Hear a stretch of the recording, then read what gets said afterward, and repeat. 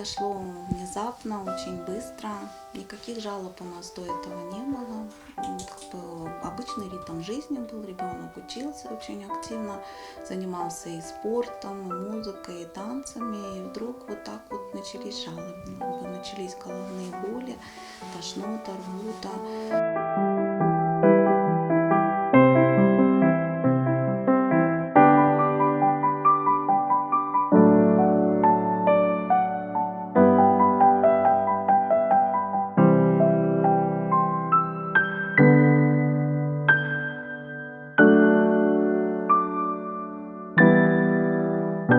Ну, обычно занимаюсь с учителями в этой комнате.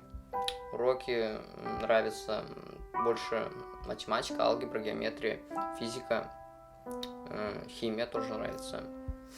Обычно уроки проходят интересно.